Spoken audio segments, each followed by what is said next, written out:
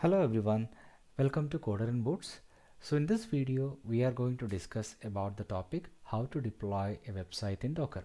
So I'll explain the approaches in two ways. One is by using a manual approach of creating the Docker container of the website, and second is the deployment, basically the build and deployment of the website in Docker using a CI/CD process using GitLab.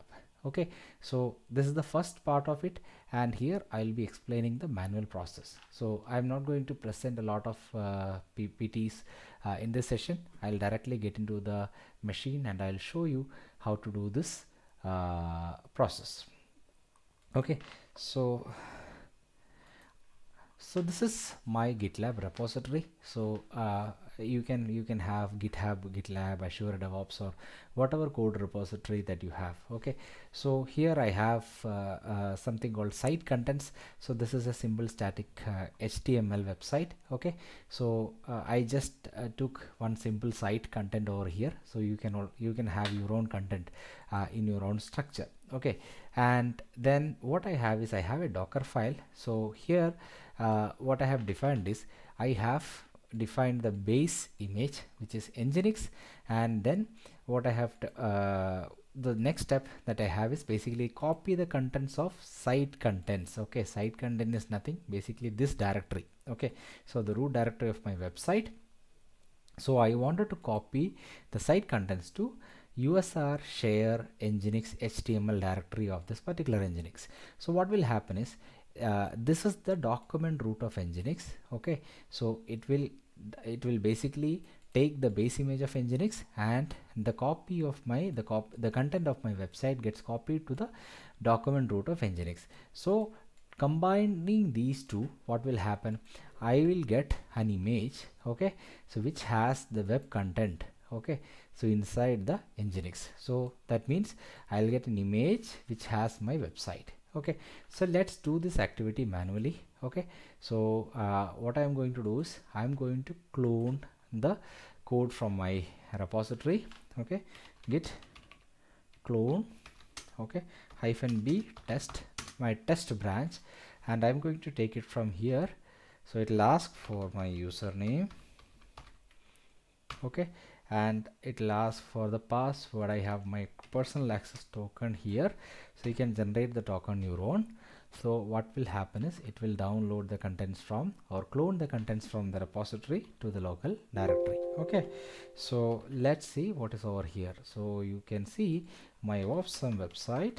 Okay, and here you see the site contents Docker file. Okay, and as we can see in the Docker file, so inside the Docker file we have from Nginx latest, so Nginx image latest tag. Okay, copy site contents depending upon the base directory of your website. You can rename this to your choice, and I am going to copy it to USR share HTML. Okay, so now using Docker command, let's build this. Docker build, okay, -t. I am going to put my awesome website colon v01. Okay, v01 is a tag, and dot is the place where the Docker file resides. Okay, Docker build -t for tag, and this is the image name and this is the tag name. Okay, so I'm going to enter. Okay, let's see what happens. It will pull the base image. You can see the build is in progress, and finally it has basically it created the Docker image with this name. Okay, let's see whether it got created or not.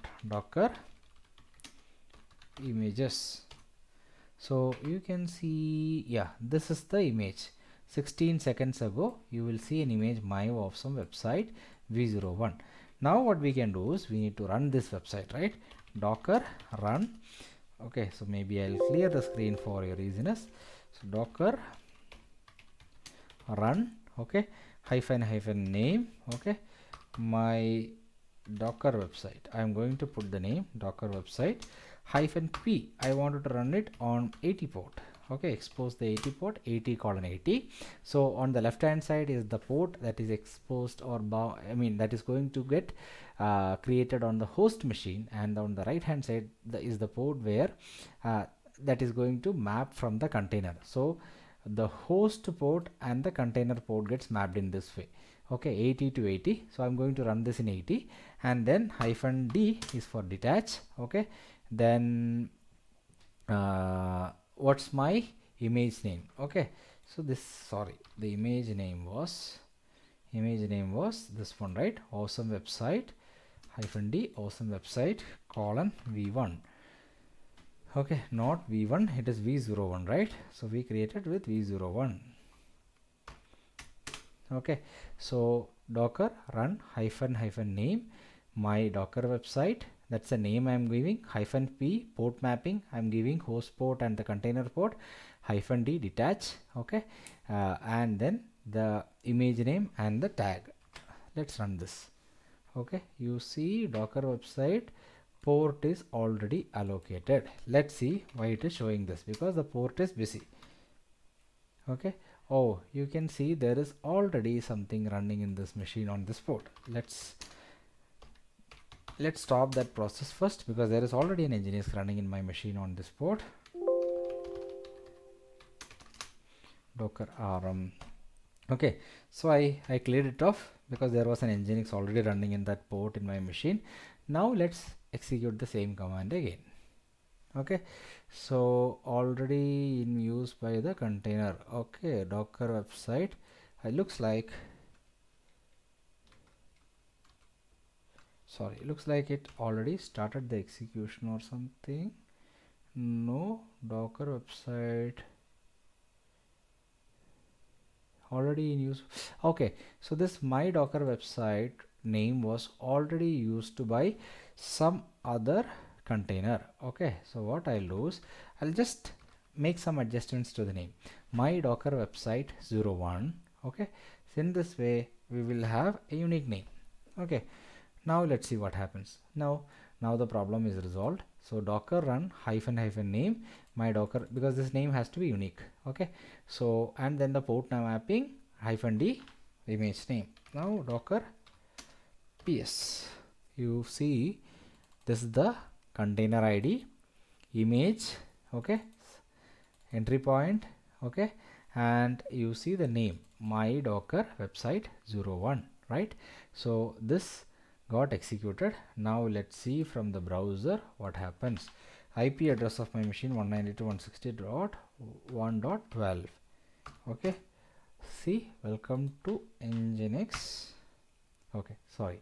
So this is the web content. Okay, so you see coders website v2.0. So it was loading the Nginx page because previously I deployed like an Nginx, a simple Nginx in that particular port. So it was cached in the browser. That's why it loaded the Nginx page. But now you see when I refreshed it, it loaded the website. Okay.